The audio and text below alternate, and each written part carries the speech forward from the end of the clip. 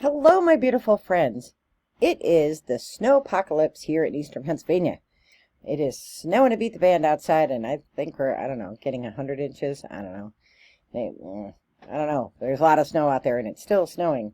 So I thought it was a perfect time to do the second edition of How to Beat the Winter Blues. So if you haven't seen the first video, we talked about music in that one. In this one, we're going to talk about tactile things that you can do with your hands. That's not musical, because for me, tactile is playing my chanter and practicing pipes, which I did do today. But this is like arts and crafts, leather work, jewelry making, whatever it is that you do. Now, if you have a hobby doing anything like quilting or sewing or painting or whatever, then you already know this is your go-to, just as I know music is my go-to. But I am not very good at arts and crafts, and if you've been a member of the channel a long time, you know that I am not good at arts and crafts, and I don't, people are like, oh, I'm not good at arts and crafts, and then they like produce something amazing. No.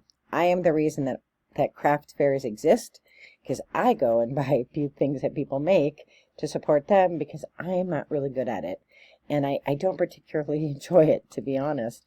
I do like to paint, but I like to be creative with paint. So I was over at Family Dollar before the snow apocalypse, making sure we had all the right kind of meds and things that we needed. And I picked up two things. I picked up this paint by number, which you'll see is empty because I did it, and I'm going to talk about it. And I picked up this rock painting kit. Now, I am not a fan of rock painting, and when you pick up a rock in the wild and to bring it home and paint it and put it back, because that's somebody's home in the wild. But these rocks are in a box and they're not part of somebody's environment. So this I thought was okay.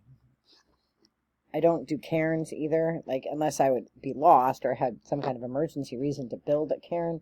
I don't move things around in the wild because little bugs, that's their home, right?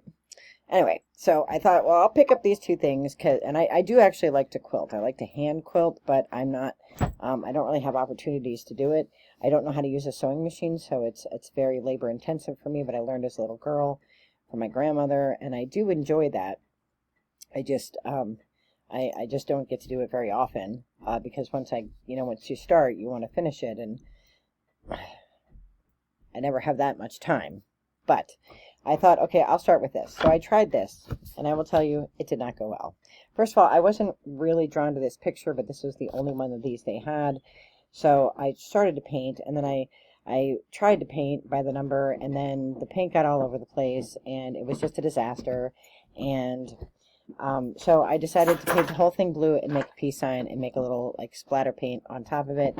Made my own thing. It's drying. It looks nothing like this, and I am okay with that. And I decided that I was okay with that while I was doing it, because I'm trying to paint by the numbers. I'm trying to draw paint in the lines. I'm not good with the paintbrush. It wasn't going well. I made a mistake. I don't know how to fix it, and I was like, this is stressful. This is not aligned with the day that I had planned, which was to sit in my house and cook a roast and just relax in the snow. This is now getting stressful. And I thought, you know what?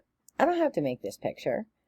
I have all these paints and these brushes, and I don't like this picture anyway. I could do what I want. I'm a grown adult. And so I started coloring the whole thing blue.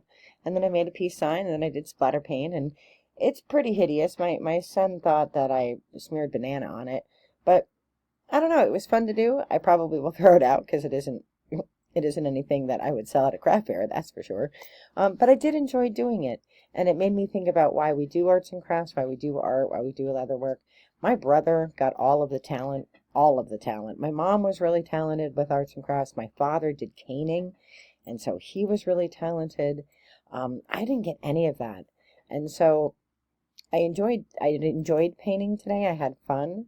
Once I did my own thing and I wasn't bound by the paint by number thing, once I did my own thing, then I enjoyed it. And I thought, well, who's art for?